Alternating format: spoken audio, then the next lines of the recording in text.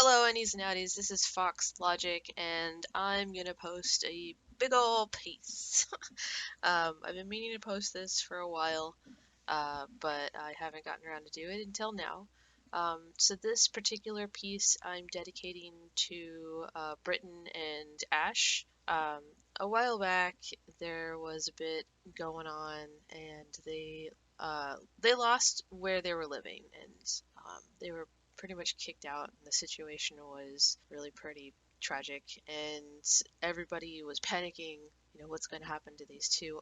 Ash and Brit are like, Britain, he's with Ash, and sometimes, they're not, but that's fine. We love them regardless. They're pretty much the sweethearts of our small furry community on Facebook, and so a lot of people, including myself, live vicariously through them because life is hard, and it's so nice to see love and people having love and sharing it and having it be really sweet and genuine, and they have their ups and downs, and even if they part or if they stay together, I'm pretty sure the community will always support them, and in this time of need they needed support, and so a lot of artists and people, furries in the community, got together and raised money to help them get to a safer place, and I was so proud of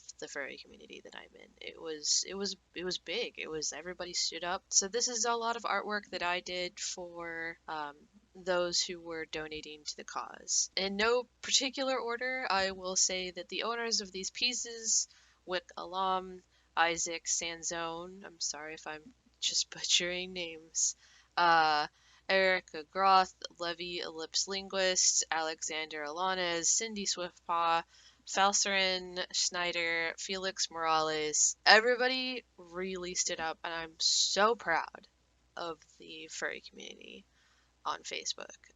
This meant a lot to me. This, like, particularly meant a lot to me because, I live with my parents right now, and I get how hard it can be struggling with life and trying to cope with a mental illness and physical illnesses, and trying to figure out who you are, where you belong, what you're good at, how to support yourself. It's rough, and it's particularly rough, I feel, for our generation because it's hard to get out of the service industry. It's really hard to pick something that you're good at and stay with it and be successful in it.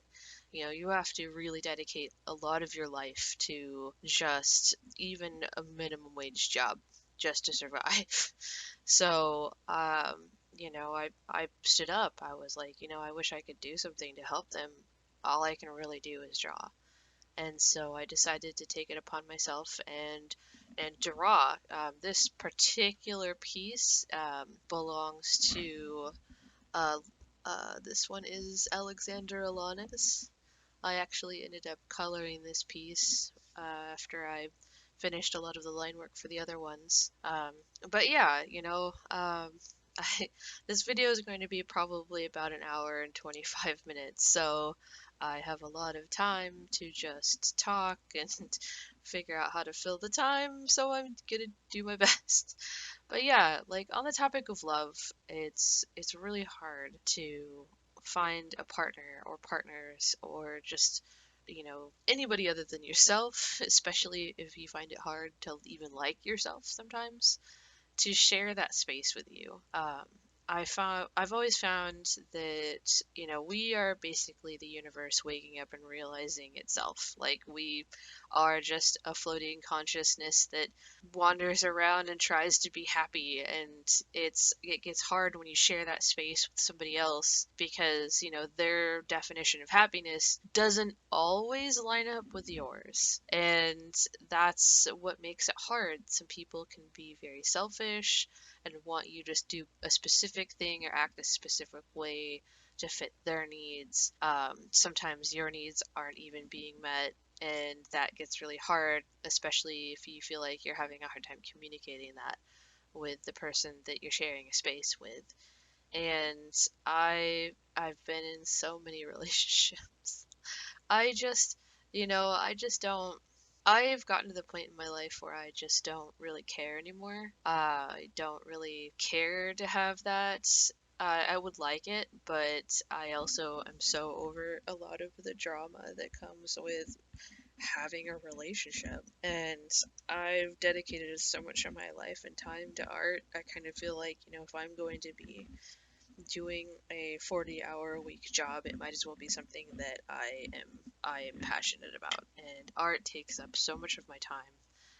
Thankfully, at this time, I do have somebody who is my partner, and he lives across the country from me, so it's a long distance relationship. But at this time in my life, I kind of like that. I like that I, have the space to get my art done and still come to grips with who I am and what I'm doing. And, like I said, I live with my parents. I barely make enough to really survive, but I'm getting by. I wouldn't say, it's hard because when it comes to a successful relationship, one where you coexist with one another, or plan to get married. Not everybody plans to get married. But if that is something that you want to do, you're looking for somebody that you can inevitably spend a great deal of time with.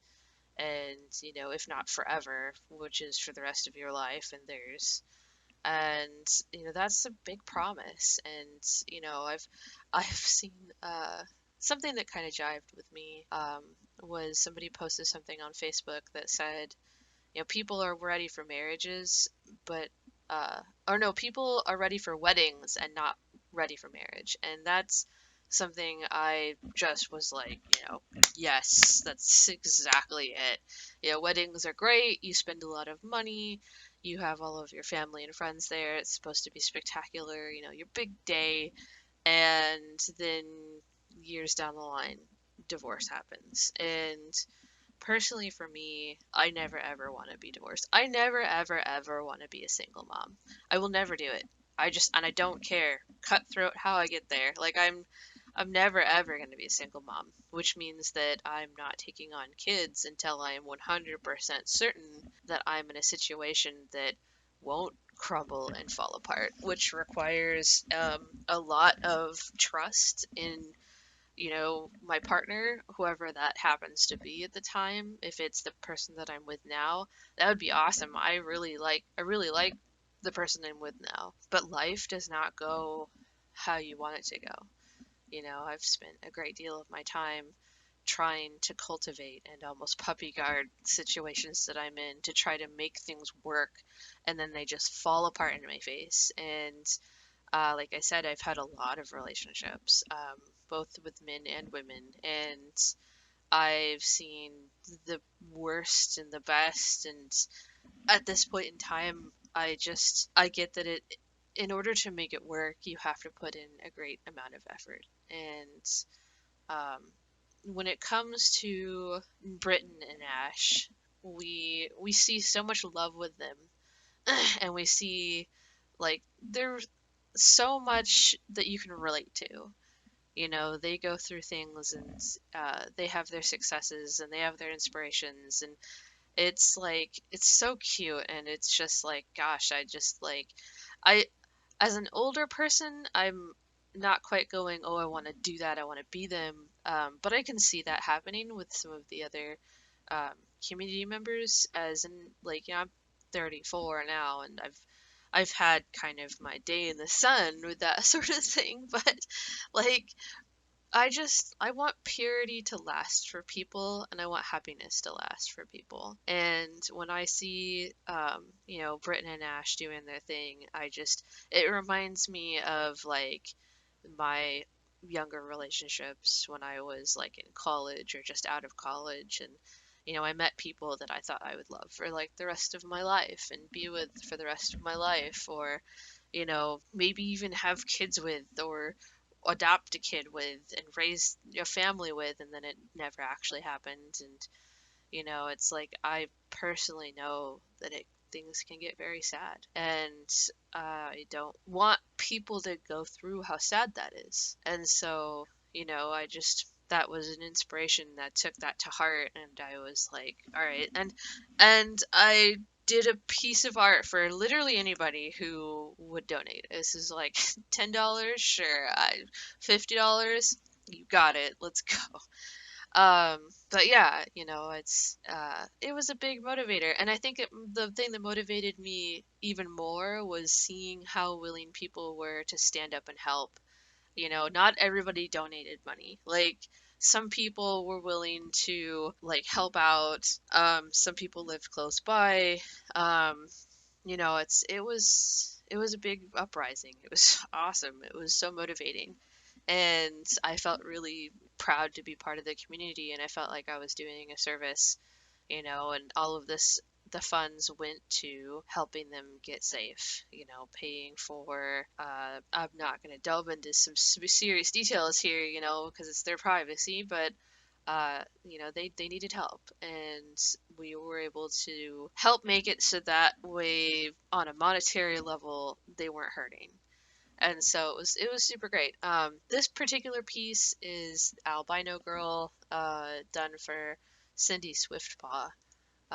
She's awesome. She's commissioned me a few times, and she's been part of the community for a while, and I always felt that she's probably one of the most kind people, because she's not gonna outright just say, hey, I'm not gonna take your BS, but like at the same time she'll help hear people out.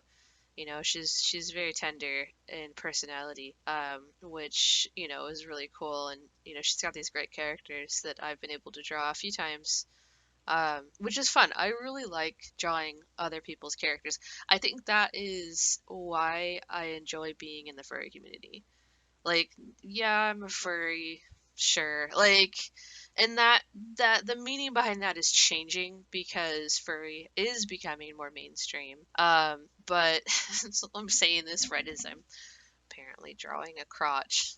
But it's actually a female. I had to go back through and change that. But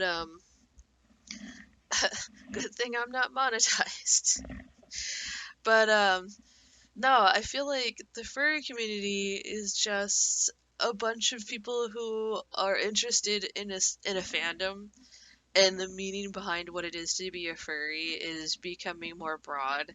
And people come up with such cool things, like not everybody's gonna dress as a blue dog, or like a purple and pink and glittery cotton candy leopard. Like, you've got people that have creatures that are just out of this world, who, everybody's trying to draw something unique, and, there's that idea that there really is nothing unique out there. Everybody is just copying everybody else, but I think that a lot of the people in the furry community come pretty close to making some very unique things. It's like, sure, they take inspiration from other artists here and there, but it's like they take those ideas and they mix them together so much that the original inspirations become totally lost in translation, and you come up with something like this, which is, I feel, a pretty original creature. But I really like doing character design.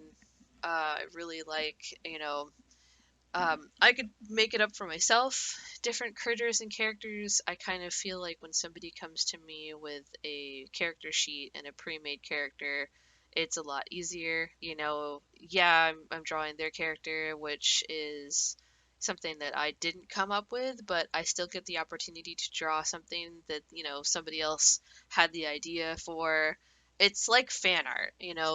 If you really like The Legend of Zelda, you'll draw Link, or you'll draw Ganon, or however, or Zelda herself, and you kind of put your own spin on it as you draw something. And that's kind of what I do here. Is they've given me a character sheet or an inspiration, and I draw my own personal spin on it, which is, I've noticed that with my own style, I'm typically very anatomy heavy.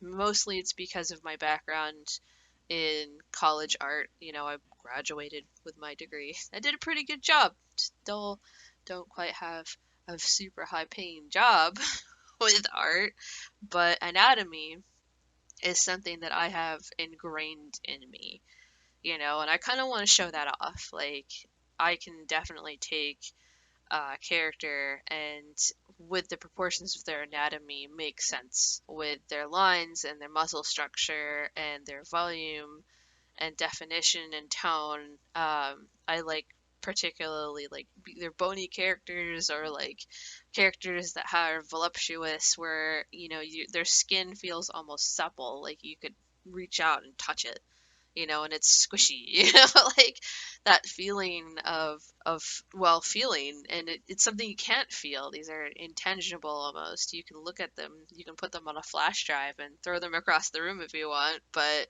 they're otherwise not anything you can actually touch, but it looks like you can. And that's like my whole goal, is I want to make something that looks almost not really real. I wouldn't say hyper realistic, but I would say it's something that you could almost touch. And that's my whole goal with my style. Um, yeah. Let's see. Back on the topic of love, I have found that it's really hard to fall in and out of love. I mean, it's really easy to fall in love. You can definitely find somebody that just surprises and amazes you, and you're just like, wow, this person. It's crazy to me because, like, on one hand, I'm thinking, when you meet somebody that you're just totally blown away by, you're like, I have to be around that person. Um, but at the same time, I feel like there are so many people out there that they don't really fall in love or even lust. Like, I don't know if you've heard the term falling in lust, where they don't really care about that person. There's also, I feel like, a way to think about it where I've seen in my past relationships where I feel like they definitely don't care about me. They just want me to fill a void. And it's not just like a sex void, it's like they just have to have a girlfriend, or they like how I look or my art or something so much that just like they want to put me in like a bottle and keep me on a shelf. It's like they fall in the desire to possess me. And I've seen that so many times. And it's probably a big reason why I now have a really hard time, believing people. And I've got trust issues because of that. Um, because when I fall for somebody and a relationship does start to happen, I'm always very skeptical. Like, what do you want? What do you get out of this? What is it that I'm doing for you? What's my role, or what's my expected role? Because I know my role to myself, and that is to keep doing art, maybe get back into working out and taking care of myself and try to have a happy life, but mostly just do my art. And I've had relationships in the past where I've felt like the other person tries to control me, and they were like, why are you doing art? It doesn't pay very well. Or why are you trying to be a sales agent? You don't have to do anything. But then I do. It's not like they're just providing a life for me where I don't have to work. I still have to work. Like, if I still have to go to a full-time job and pay my rent, my bills, then why are you trying to control me? So it's tough because, like, no matter who you are, what gender, where you stand, if you're feminine, if you're masculine, if you're dominant, if you're sub, like, people try to control people, and that's, I feel, where fights break out. Like, that's where conflict arises, is when one person tries to control another person. And I have run into that so many times. I'm not controlled by anybody. Stop it. So this particular piece I thought was very interesting, as you can kind of see it come to life here. This one was Iyzak Sanzone. I'm not saying that right. Iyzak. Pretty sure it was Iyzak. I might have to double check. I'll edit it in if it's not. I'm sorry. But this character was like has so much color going on. It's like if you took chaos theory and turned it into a furry person, that's what this would be. Total and complete chaos. But I really enjoyed it. It was fun. Drawing it wasn't super bad. As you can see, drawing it just kind of came to light, but doing the line work was where it got tough, because I was doing colored line work for it. So every time there was a part in the character that changed color, I had to get a new palette for that line. So there was a lot going on. But it's a very cool character. I might have to double check. Okay, so if I get names wrong, because I'm already recording my voice and I don't want to fill up, 5 minutes or so with you hearing me click, click, click, checking my Facebook, I'll just put the name there so you'll know. And it's clear. But a disclaimer too, I probably should have said this at the beginning of the video. I probably did, um, but I don't own any of these characters. I drew them, but these characters belong to their respected owners, and the owners commissioned me to draw their characters, which is cool. But yeah, back to love. Love and relationships are just so rough. Uh, if I could go back in time, if I could just do a Life is Strange redo and just go back, I would change so much. Um, I honestly, and with the changes, I probably would have not gotten into gaming as much. Unfortunately, maybe I would have just done so on my own time. I kind of was already headed in that direction anyway. But there were a lot of video games that I played because the person I was with at the time was playing them. And I am definitely the type of person where if somebody goes, "Hey, you should watch this movie or you should play this video game," I'm gonna say no right away. And the reason I say no is because I have been brought into video games before by somebody I'm with or a friend that I'm like latched onto at the time, and I get addicted. I am so easily addicted to video games, and I will just dedicate my whole time. I'll just be like, you know what, I don't need to sleep. You know what, I don't need to draw. I definitely haven't done the whole I don't need to work. That's where I draw the line. I will still go to work, but I have definitely pulled all-nighters. I definitely am like, you know what, I don't need to hang out with friends. I don't need to hang out with family. I'd rather sit here with my virtual family. They mean more to me.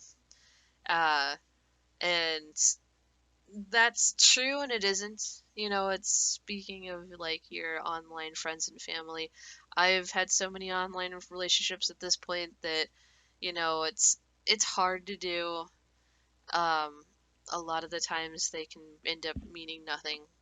But I also have friends that I've made from video games and we're still friends. And if I need their help, they'll help me. They may not be able to drive out here. I've got friends that live off in Narnia.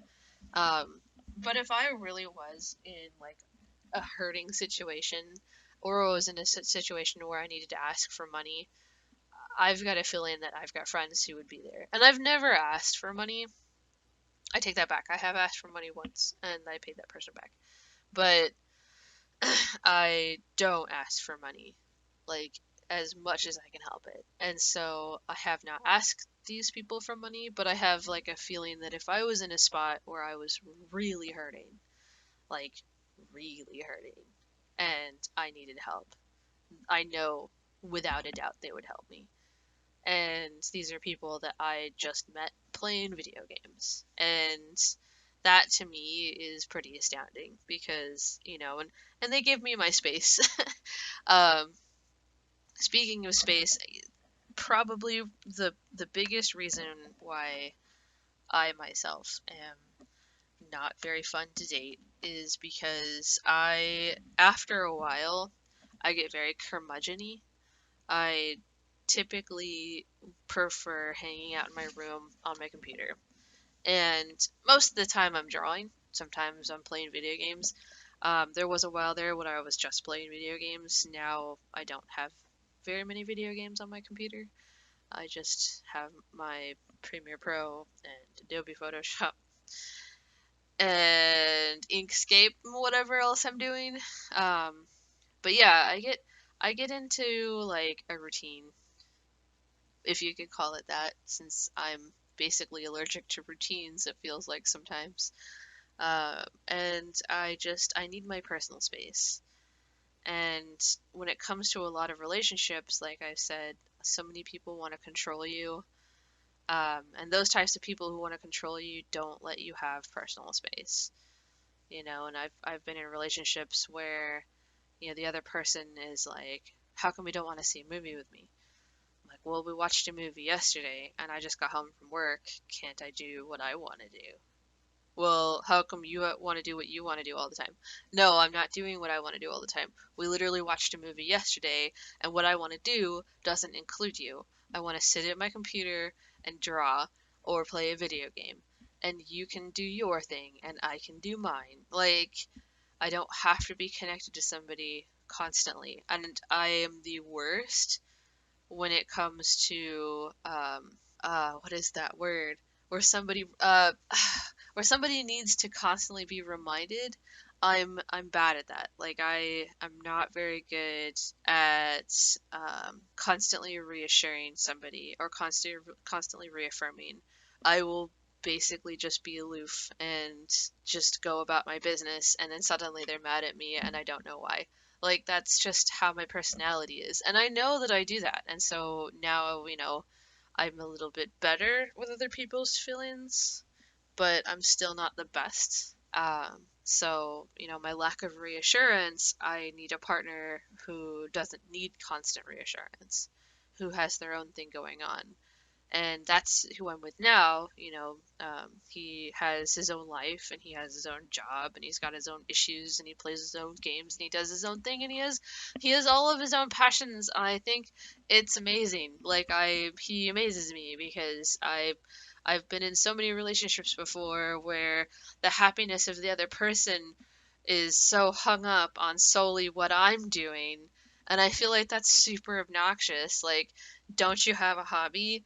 Don't you have something that you want to do on your own too? That just stop making me the whole reason for you to be happy. You know, I feel like I could leave him alone for a whole day, and then the next day we'll talk as if no time passed. And that's what I need. And that's why I'm a bad partner to people who require that reassurance. Or I'm a bad friend to people who require that reassurance. I do the same thing with my friends. I don't constantly reassure them, oh, you're Gucci with me, or you're cool. Like, I'm gonna be doing my thing, you're gonna be doing yours. No news is good news. Like, I'm sorry, but that's just how I work. Um, but yeah, you know, that's probably why I'm just the worst person to date.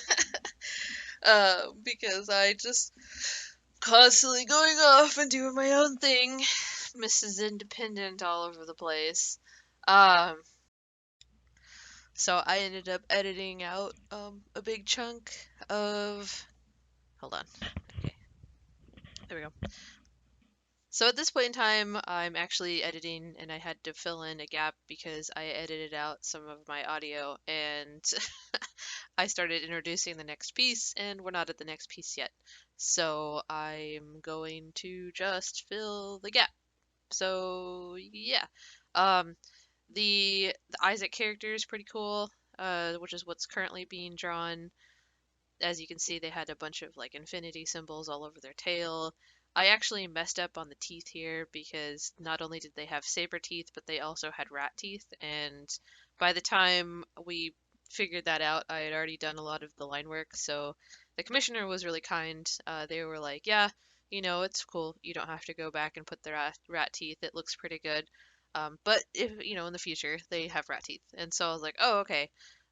Did actually managed to forget some of the piercings, which won't be included in this piece. I later just went back and put them in. Piercings are super easy to put in later.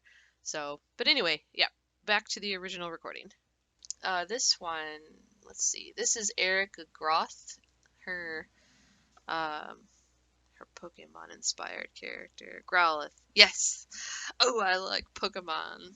I don't know the names. I pretty much when it comes to Pokemon, man, I am the worst. I don't know any names. I pretty much give them all mom names. Like, I'll just make up a name if I don't know it. Or if I do know it, I'll still make up a name because, you know, whatever. At least I'm having fun. Um, but yeah, Pokemon's pretty cool. This one was a Pokemon inspired anthro lady. Um, But yeah, it's tough. I've had friends that require my reassurance a lot, and I was always fighting with them. I don't reassure my friends. Every now and then I will. Like, if I think about them, like, my version of saying I love you to somebody is if something reminds me of them and I'm like, hey, check out this meme. Or hey, look at this. I took a picture of it. Totally reminded me of you. Like, that's my way of saying I love you to somebody. Like, just letting them know that I know they exist. And then going back to whatever I was doing. um, I for a while, especially after this whole drawing thing that I did to help raise funds for Brit and Ash, I had so many people, because I put myself out there saying, hey, this goes for everybody that donates, like, not just if you're part of this group or that group, I'll do some art for you. And so I had a lot of people that were messaging me. And I had a lot of people that weren't messaging me for art, which I found was really weird. Like, I definitely got like a whole influx of people adding me on Facebook, and I typically was like, all right, who do they know? All right, I know about five of those people. I guess they're cool. Um, but then I started realizing that wasn't the best course of action, that I should go into actually like doing a background check on some people because I got some really weirdos that were adding me. But I had a lot of people that added me originally because I guess they liked my art. I'm not really sure. They could have just gone through my Facebook account and like saw a picture of me and thought I was pretty. And I'm actually extremely offended by that. Like, that's actually like, some people have triggers. That's definitely one of my triggers. Like, I don't want to hear that I'm pretty. I don't care. Like, don't talk to me. Like, I know oh my God, I'm probably gonna go back and listen to this while I am editing and just go, wow, you sound like a teenager. Can you stop? But no, like, that is a big trigger for me. I don't want to be told I'm pretty. Do not tell me I'm pretty. If I decide to be pretty that day, that's great. Like, but as soon as somebody tells me that they think I'm pretty, I instantly don't like them. Like, because in my past, everybody who's ever told me I'm pretty, they want something from me. They usually want sex, but sometimes they want money, or sometimes they want free art, or, sometimes they want me to take their, like, I don't know, they want to recruit me in their witch hunt, like, I just don't trust people who only wish to judge me face value. Like, if you want to tell me my art is great, that's totally different. Actually, in fact, a lot of people who go, "You've got such great art," I I find that those people are actually pretty trustworthy because, they either really like my art or they have their art of their own, and they either want to learn or they want to do like a trade or a collab. Like, those people are great. But if you come at me with you pretty, like, get out of my freaking DMs. Like, don't talk to me. Uh, yeah, I learned, a while ago, because my weight fluctuates. I actually do have a YouTube video where I talk about my weight, and like, it's funny because some people, I guess, if you hear that one for the first time, that video I made, you might think that I've been a big girl my whole life. Or if you just get to know me now, because right now I am big, I'm about like 200 pounds, people would go, yikes, learn to eat a granola bar. Um, it's not always been that. Like, I've gone up and down in weight all my life, and I'm not just talking about just a little, I'm talking about a lot. Like, I've been 130 pounds. I then go up to 160, then I go back down to 140, then I went up to 236 at one point in time, and then I went back down to 160, and then I went back up to 180, and then I went back down to 155, and then I went back up to 200 again, which is where I'm at. And so it's like, I've been skinny before. Like, I've been hella skinny, And, you know, after working out and getting skinny, you look like a snack. And I can't stand how I get treated. Like, people think you're pretty, they'll straight up lie to you to get you to sleep with them. And, like, both guys and girls, because I have had chicks try to get in bed with me. Usually I don't, they're not as aggressive. They can definitely be aggressive though. I have seen it, but I think everybody's pretty aggressive if they don't know their manners. And just so have manners. That's it. That's just don't treat other people poorly, please. But no, I get really offended um when somebody that's like the first thing that comes out of their mouth, especially when that's like when they meet me. You know, if you don't know me and the first thing you say is you're pretty, just get out, just go away. Like, ew. But like, say I've known somebody for a while, like if my best friend after not seeing me for years goes, dang, you look really good, I'll like, oh, thanks, because I know they haven't seen me for a while, and who knows, you know, maybe they saw me when I was like anorexic and like my bones were showing and, you know, my hair was falling out and my period stopped and they know I was sick because that did happen to me. And now they're seeing me like plump and happy and like, you know, even though I'm 200 pounds, I'm happy. Like I can move about and nothing tells me not to do it. I just do whatever and I'm very animated and they're just like, you just seem so much healthier, you know? So, yeah, if somebody wants to comment on that after they know me, sure.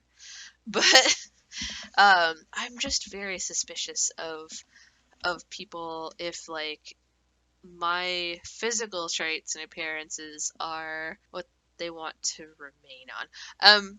Because usually if somebody starts off with, oh, you're so pretty, the next thing is, do you have a boyfriend? Do you want to be my girlfriend? I love you. Get over here, I own you. No, no, okay, not really, not exactly like that, but that's like how I feel. Oh my god. So like, you know, and like, sometimes I can tell, like with other people, like they have feel the same way I do in the sense that they're like, please, please don't have a crush on me. Like I can see that in their eyes sometimes. Like there was this really nice person that worked at Starbucks near where I worked at one point in time, and they were always so nice to me, and I loved their energy and I loved everything about them, and I never ever made it uncomfortable because I was honestly not interested in them that way. And I could tell that, like, and I never even brought it up. I could just tell that after a while they could trust me because I was never going to ask them out and I was never going to make that uncomfortable. And they were cool to like curse around me because I wasn't going to like tell their boss because I found it funny. So it's like they knew they could be comfortable around me, and I could tell the look of relief in their eyes. Like, thank God, this person is not gonna ask me for my number. They're not gonna make me feel uncomfortable and put me in a situation where I am uncomfortable, and then, you know, then I have to not be as nice to them anymore. You know, some people are just genuine nice people. That's just who they are and how they are. Like, and you don't want to ruin their day by making them uncomfortable, and I honestly wasn't interested to begin with. So I just, you know, like, but I could tell, like, as soon as I saw that in their eyes, I could tell. And I was like, nah, you're good. You're good. This fat chick isn't gonna ask you out. You're fine. You're not my type anyway.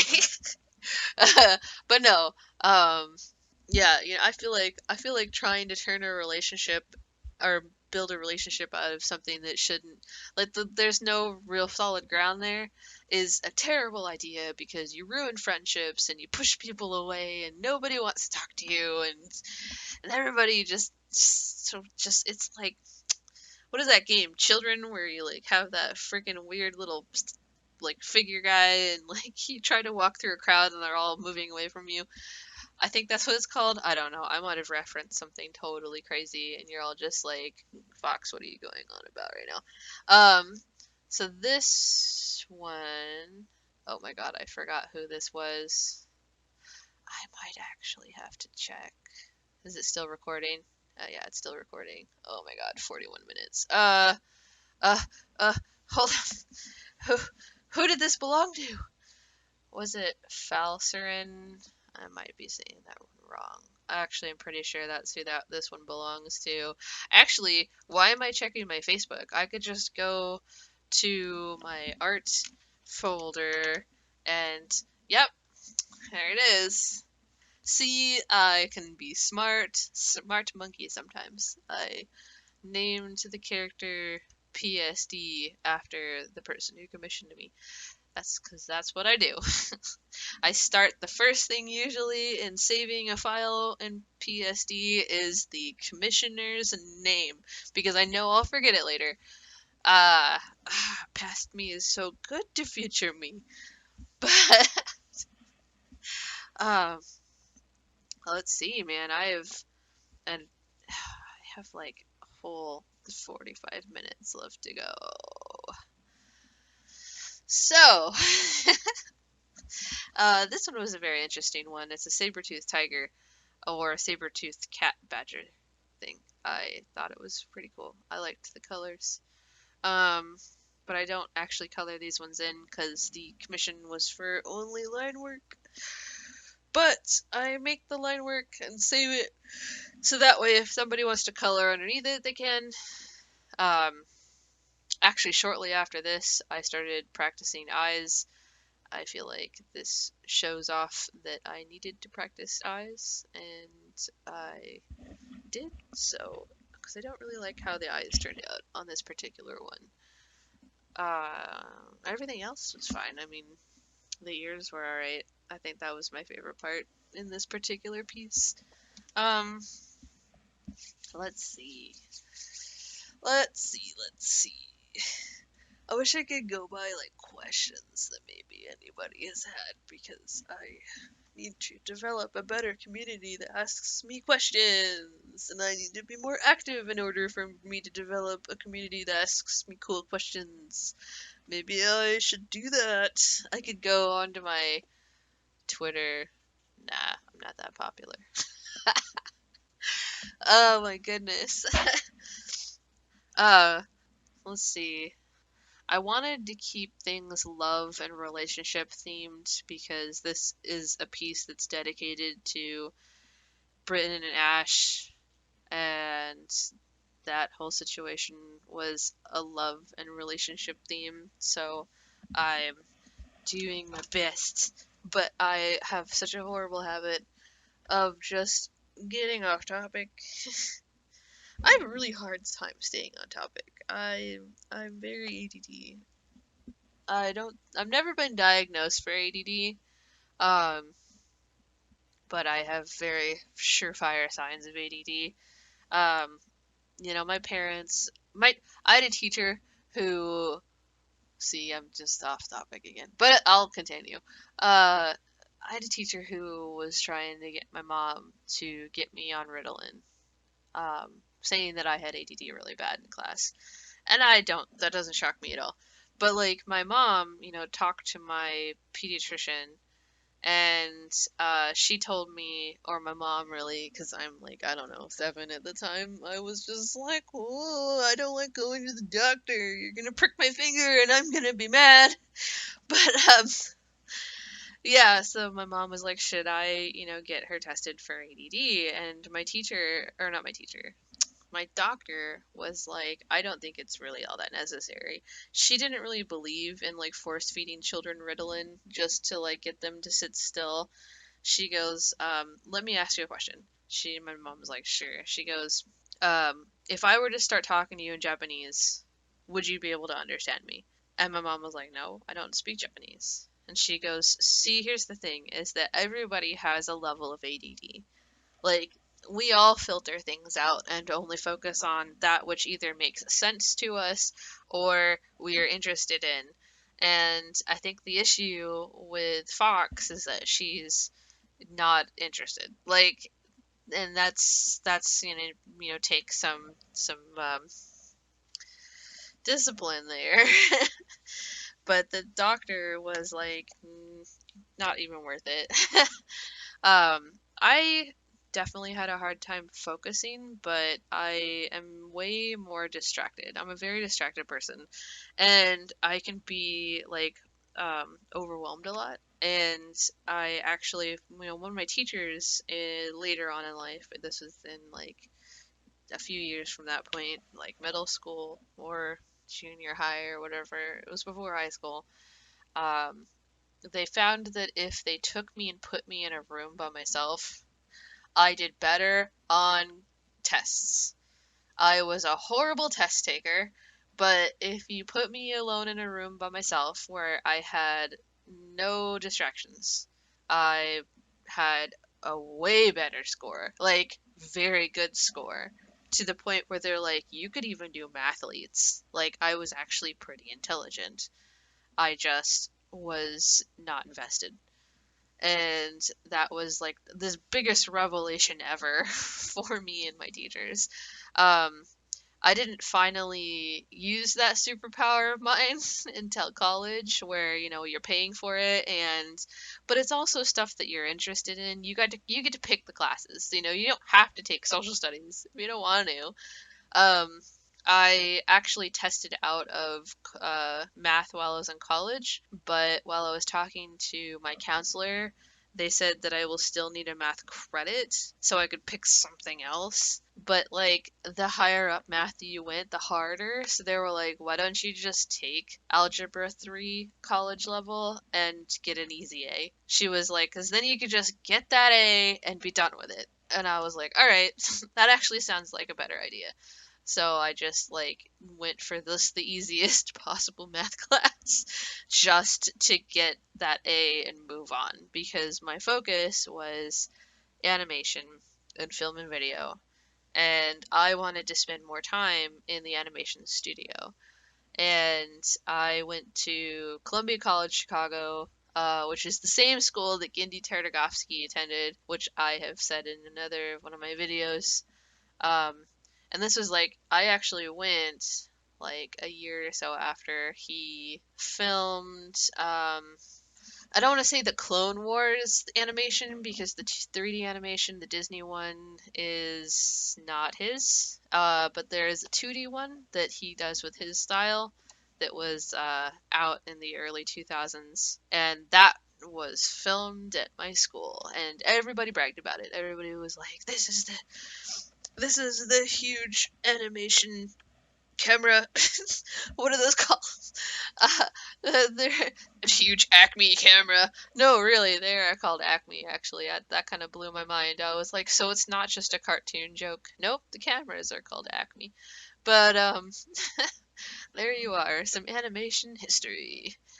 Uh, but yeah, college was fun. And I had a lot of, let's go back to relationships. I had a lot of relationships in college. That's where I started to either have a relationship or just one night stands and just do the college thing. I didn't quite go out and party as much. Because again, my own little weird quirky personality, where I will be super outgoing when I'm outside of my comfort zone, and then when I get back into my comfort zone, I'm all like, everybody go away. So, if I was ever sitting in front of my computer, I would just stay there and just keep working on art. And people were always like, how do you do such good art? I'm like, because I tell everybody to F off.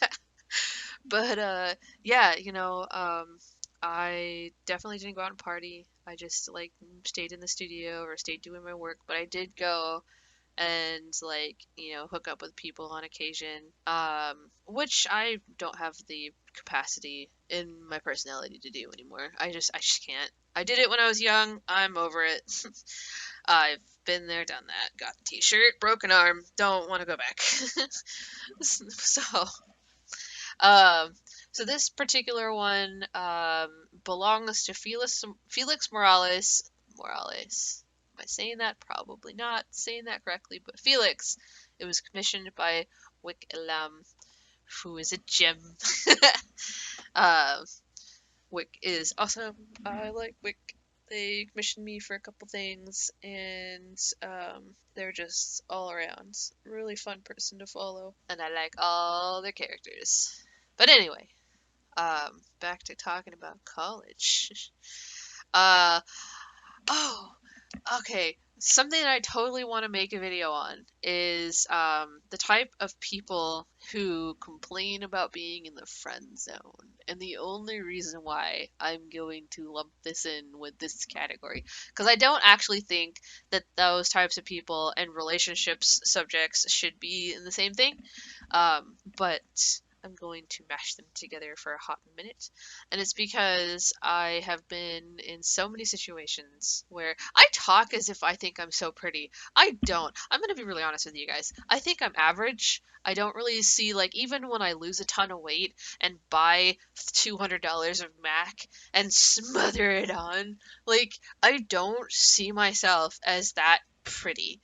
I just pass, all right? I look great to me, and I look like I could probably say a bad word to somebody and get away with it, but I don't really think that I'm super duper pretty that like Victoria's Secret will show up at my door and be like, "Hey, we'll let you in as a model and you don't even have to do the interview couch."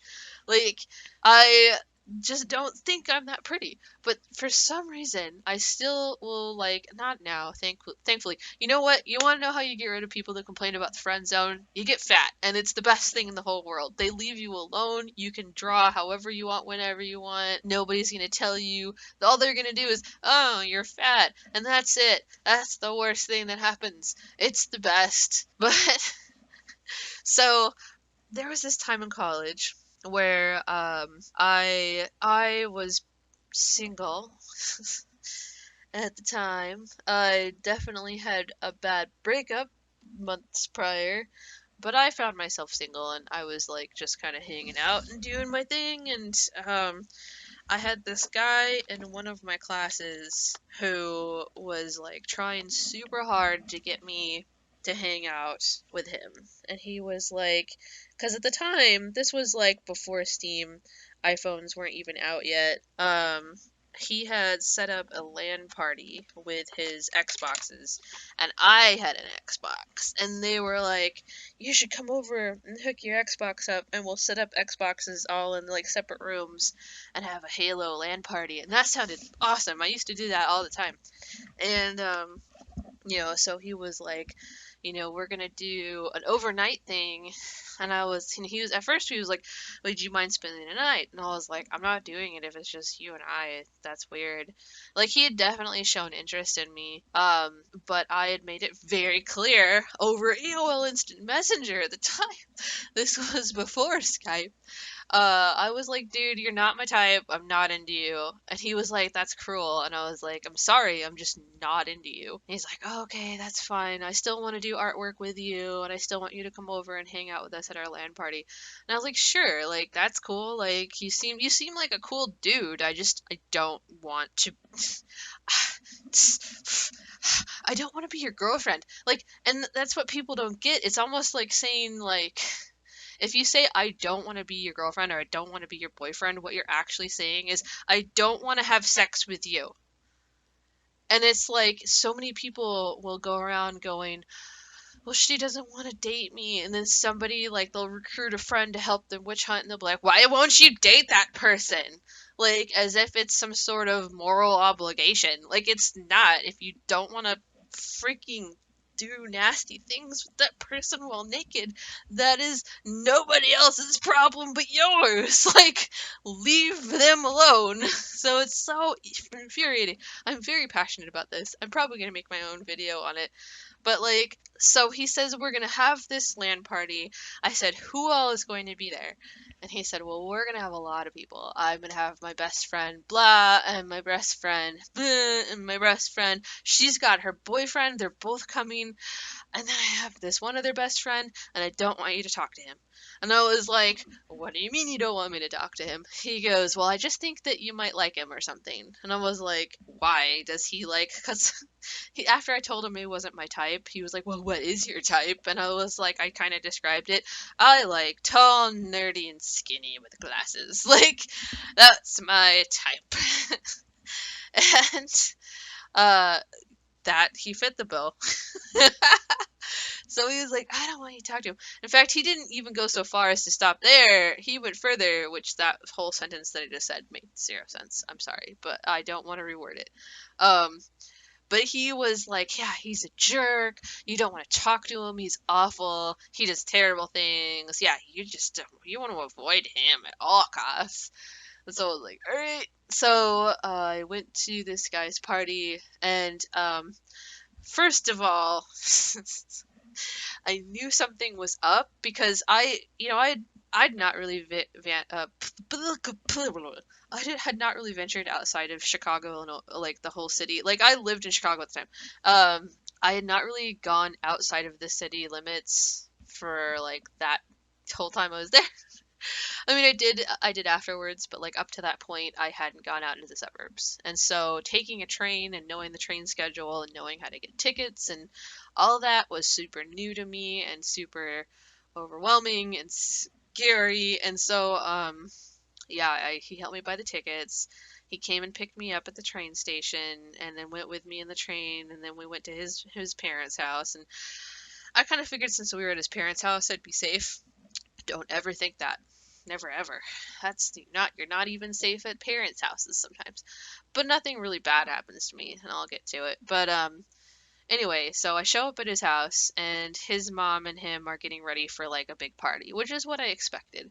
And then he had to go do some sort of like errand. So he had to run an errand and I knew something was up when his mom was like, "You want to see his baby pictures?" And I was like, "What? What'd you say?" Um,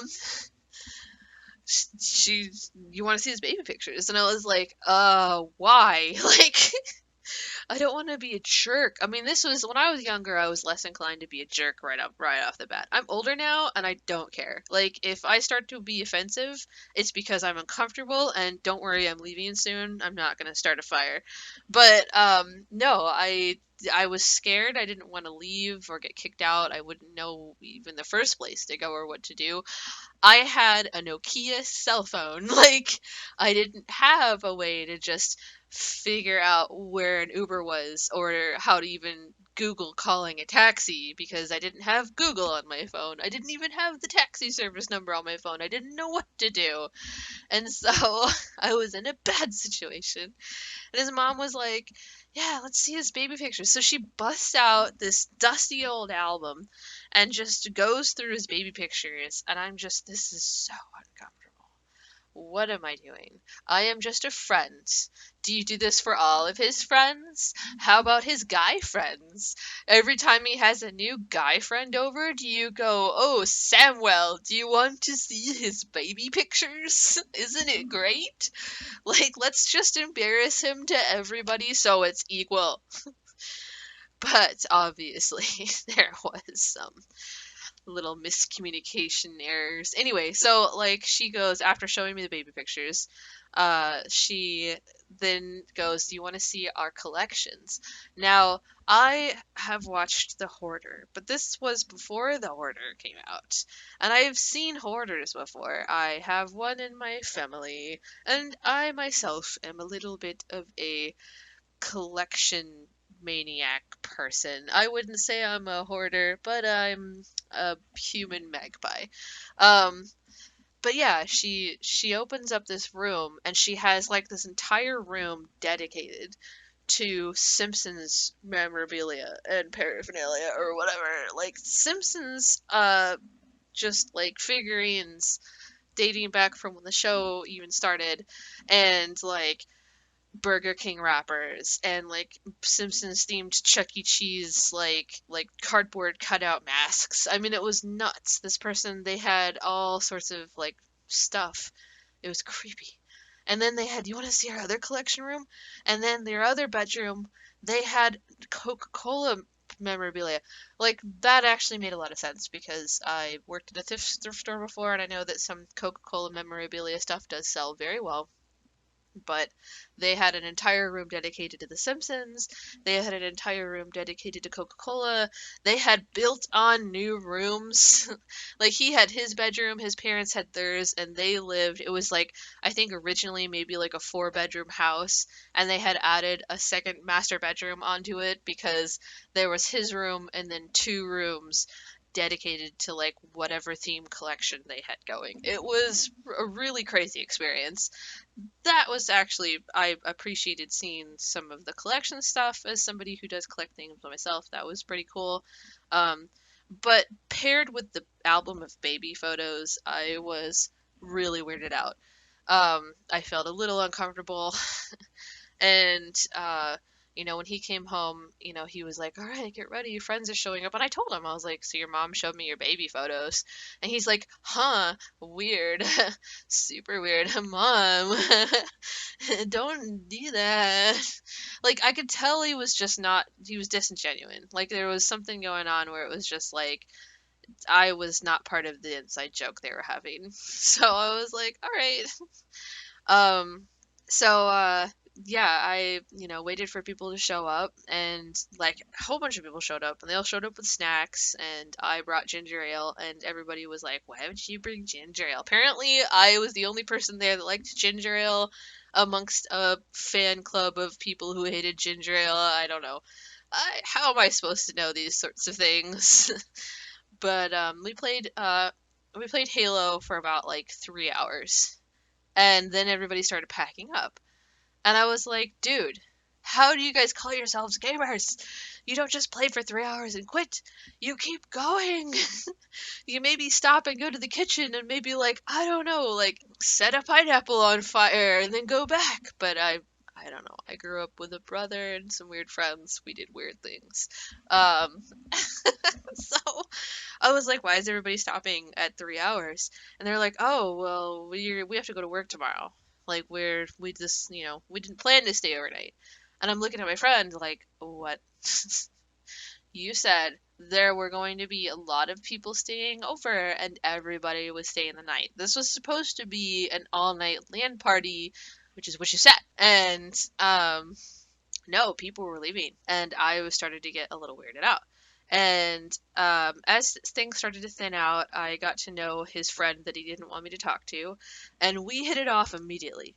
Like, immediately. And come to find out, he was basically like the first guy that I ever, like, I wouldn't say we got into an official, like, spousalship, but we did develop a very intense relationship, and him and I were in the process of getting a house together before we broke up.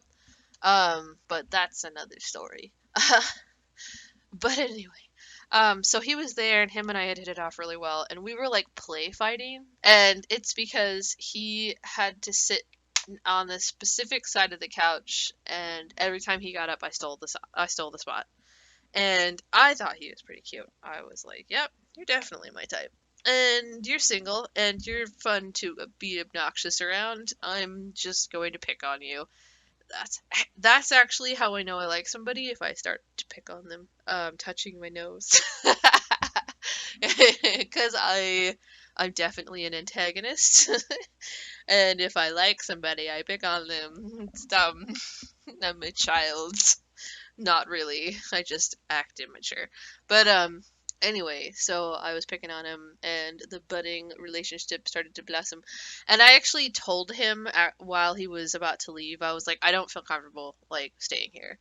I know that we just met and that I'm really into you, but like, I'm also a very forward person. I am a very forward person. If I like somebody, I don't hide it. I will say it immediately, and it's never not worked for me. Well, it has not worked for me a few times, but it usually, if I just say right away, how, by the way, I like you, it turns into something. It's magic how that happens. But anyway, yeah, I got his phone number so that way we could text, and I was like, I thought people were staying the night, and he goes, I thought you and this other guy were a thing, and I was like, no, no, I told him I wasn't, and so, right after that guy left, and I got his phone number so we could text. my friend was upset, was like, and I remember he started crying. He was like sitting on the couch, like, how could you? And I was like, what do you mean, how could I? And he is just like, I brought you over here so that way you and I could hang out. And I did not want you to hook up with my friend. And I was like, I didn't technically hook up with him. We just exchanged phone numbers and flirted. Like, and now he's gone. And he's like, but you were, like, he didn't say, but you were supposed to be with me, but that was what he was implying. You know, he was like, I thought we had something. I thought this was supposed to be something. I'm like, you know, what do you mean supposed to be? Like, I am not comfortable with you, like, at all. And I was like, all right, so where do you expect me to sleep? Like, since I'm apparently your captive, like, and he was like, well, you can sleep in my bed. I thought that we both would sleep in my bed. And I'm just like, no. And I was like, here's what's gonna happen. I'm sleeping in your room on your floor with the door locked, and you're sleeping out here in the living room. And that's what ended up happening. I kicked him out of his room and slept on the floor because I didn't want to sleep in his bed. I thought that was super gross. So I just slept on his floor. Also, by the way, this picture right here is Wikk Elam's kitty cat character. I think that they're super cool. And actually it's fitting because that's what my ex at that time, before he was an ex, used to kind of have the same body type. But maybe that's why I like drawing that body type. But yeah, you know, he was being such a creepazoid, and I barely slept, you know, and he even got me. I remember he was like, I even got you a gift, and I was like, what do you mean you got me a gift? And he was like, you were saying that you really liked Silent Hill the Room soundtrack, so I bought you the soundtrack. He did. He bought me the soundtrack. It was real weird. Uh, that, you know, back in the day where LimeWire and Desirous were still a thing, you know, you basically, if you just made a mixtape off of downloadable music, he went out and actually bought the damn CD, which was totally weird. I was like, you know, thanks. He also got me Collective Soul because he was like, it's my favorite band. I want you to listen to it. So it's like, you know, way to get a girl to listen to the music that you like. Buy her the darn album. Sorry, I didn't sleep with you. Like, I didn't even expect to get friggin' CDs, and he's already crying at me because I'm not sleeping with him.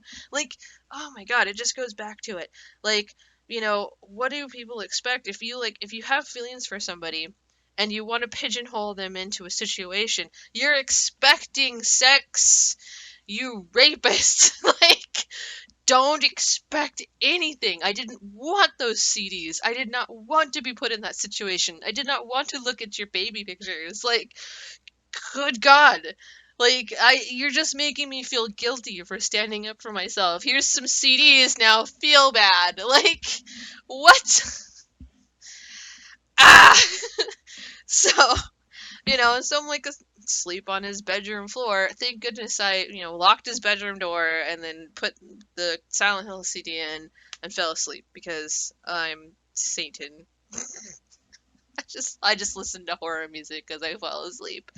Um, but yeah, like I woke up the next morning and I was like, I want to go home. And he's like, my mom's mad at you. And I was like, why is you pre-tell, why is your mother mad at me? And he's like, well, you broke my heart. You basically promised and then you took it back. And I was like, what?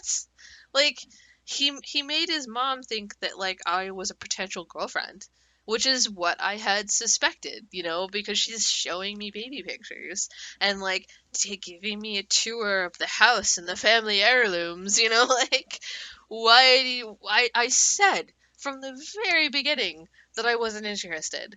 And he sweet talked me and sweet talked me to go to this LAN party, and literally the only reason why I came is because he promised me that there would be other people because I was otherwise not comfortable by myself. Like, he said there would be multiple people there, and I felt more safe because there would be multiple.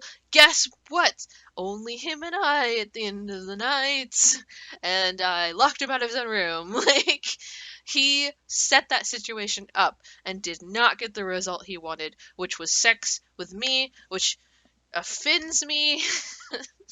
No, I am not going to just give in, especially when it's myself on the line. But yeah, no, it's I've been in some crazy situations. I have been in some nutso bonker situations with that sort of thing. Um, but yeah, I ended up dating his friend for like I want to say, oh, how long did we date? I think we dated for like a year. I think I think it was a little bit less than a year. It was almost a year. Uh, he I, he was hanging out with one of his coworkers and we broke up. Not really. We didn't actually officially break up. We just got so mad at each other one day that we stopped talking to each other. 2 weeks later, 2 weeks later, him and I are fighting on DeviantArt. Yes, I was on DeviantArt back in 2003, and that was where if anybody wanted to be mad at me, they could attack me on DeviantArt. So I have had so many exes attack me on DeviantArt. It's insane. Now we have Facebook.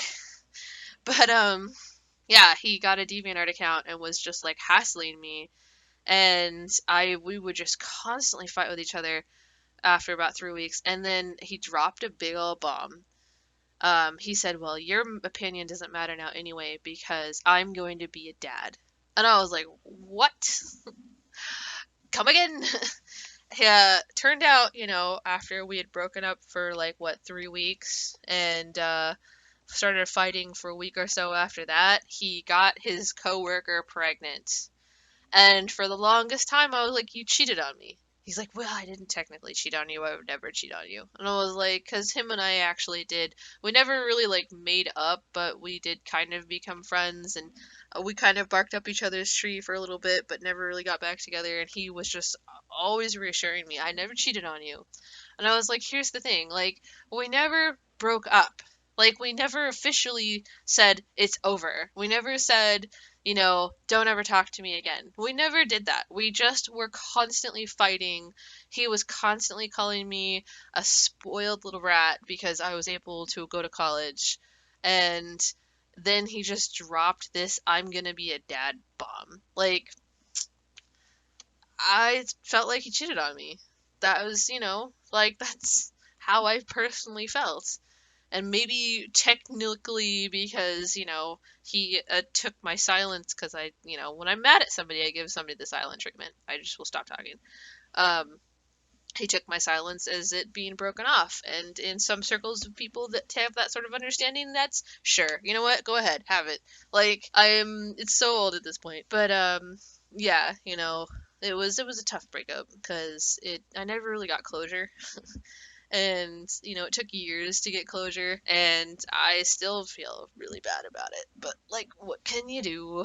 Again, I just made the mistake of cutting out too much of my own audio and found a little bit of a bump here, so I'm just gonna fill it in with Wikk's kitty cat information. I don't actually know very much about this specific kind of kitty cat. Let me see. Kitty cat. Kitty cat that looks like Adam Driver. Oh my gosh, what is this? It actually is Oriental Shorthair is what this particular cat breed is.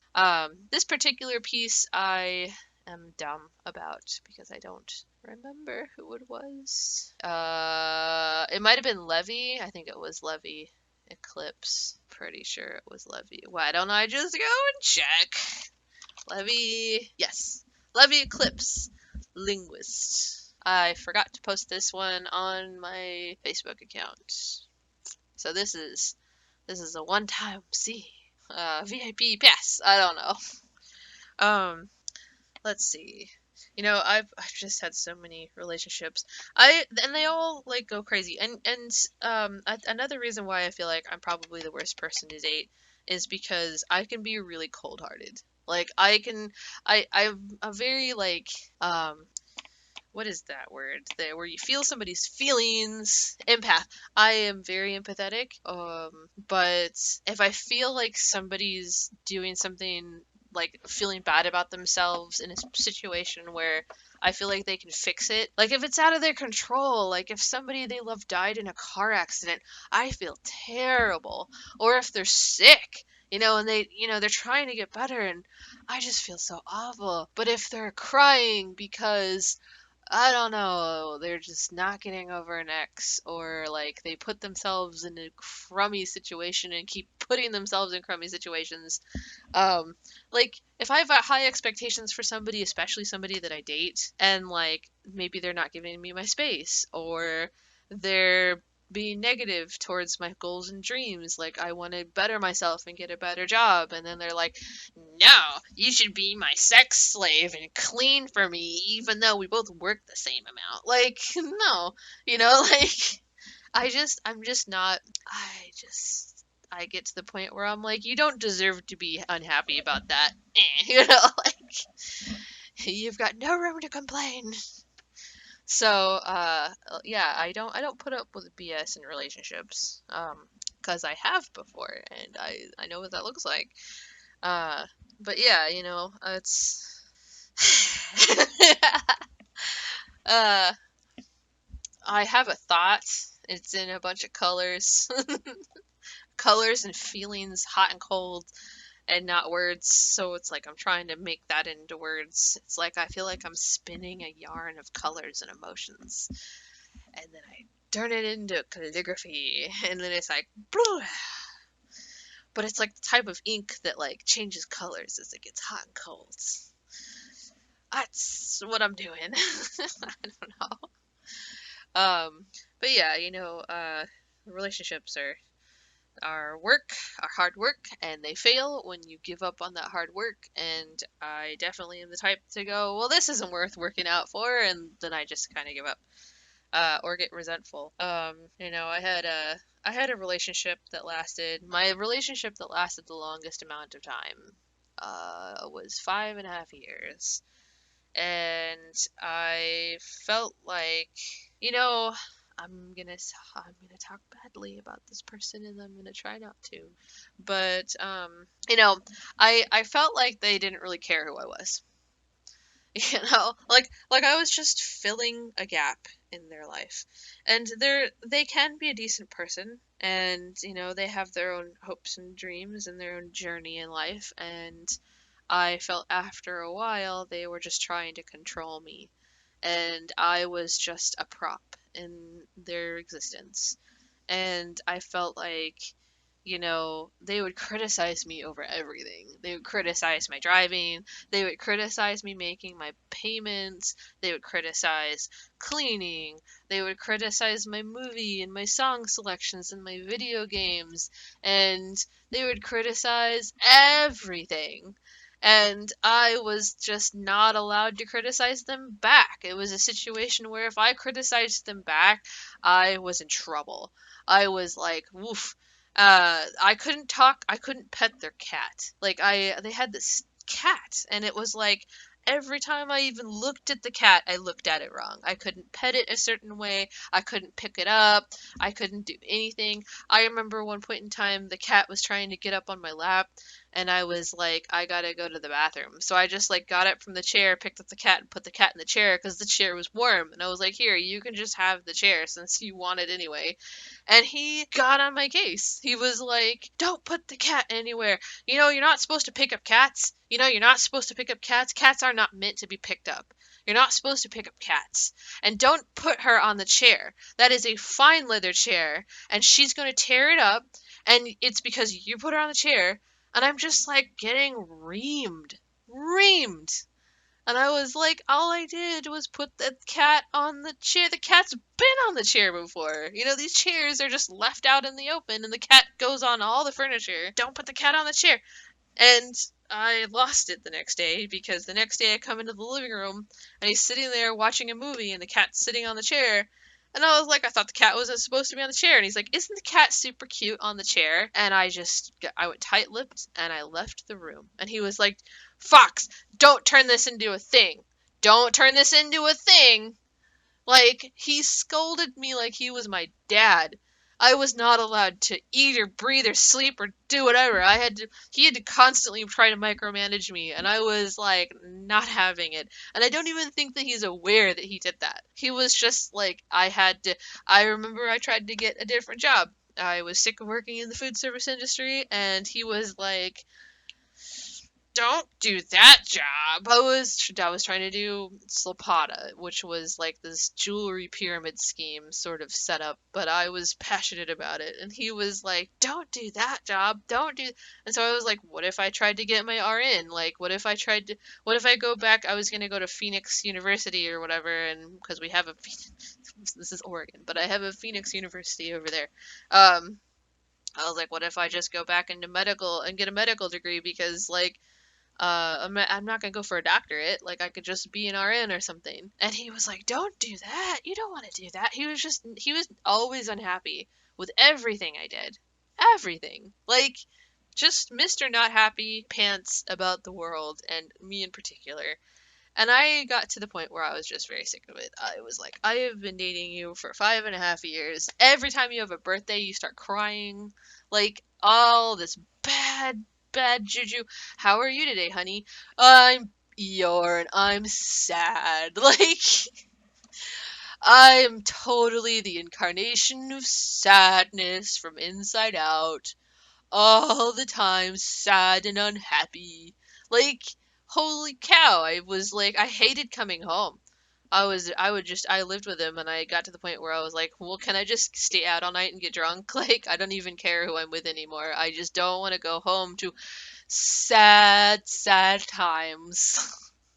How are you today? I'm sad. Or I'm mad that you picked up the cat. Like, I was like, I had to like look at the cat and go, not now. Master is home. I will pet you when he goes to work. Like the cat would follow me around the house, and that was like super funny to me because like I've had cats. Like he treated me as if I've never had cats or dogs or anything in my whole life, and that I was just an alien from outer space and didn't know how to pet a cat. Like I'm not petting the cat backwards. You don't do that. That's mean. Like you pet the cat from head to tail and just slowly, like, and just the cat, like, if they like your attention, they lean into it and are like, I like your attention, and you're just like, neat kitty. And she was constantly like, meow, meow, just following me around the house, and I wasn't allowed to touch her. I was just like, there's that animal in the house that I'm not allowed to touch. Please go away. Uh, Oh my gosh. I have so many of these stories. Relationships are not something I'm very good at anymore.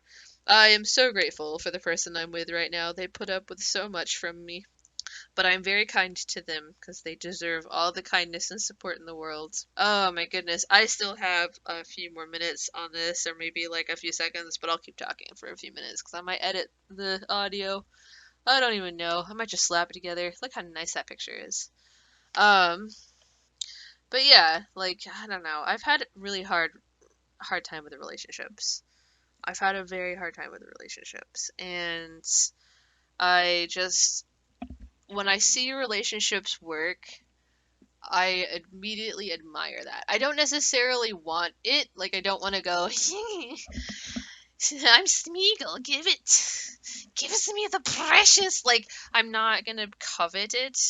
I just admire it from a distance where it's at because I know that it doesn't always work out for me in my little world. So I want to protect the people that are having fun and being positive and giving love and attention and good energy to the world. Like I just want to protect those people. And that's why I was really motivated to do all of that artwork for Ash and Brit because I felt they are very special. There are special sweethearts in this community, and I almost feel like I'm gonna get choked up. Like I do. It's just they're just special, and like it's they're a sign that our community is healthy and special. So anyway, I'm not gonna totally go off on tangents because I'm so bad at that. But thanks for listening to me. Hopefully, I didn't yell or blow into my mic or do anything stupid. Yep. uh, yeah. Thanks so much for watching. If you made it this far, I really appreciate it. If you didn't, that's cool. It's a long video. So, hopefully we'll have something up again soon. Talk to you later, Zinnies and Outies. Have a good one.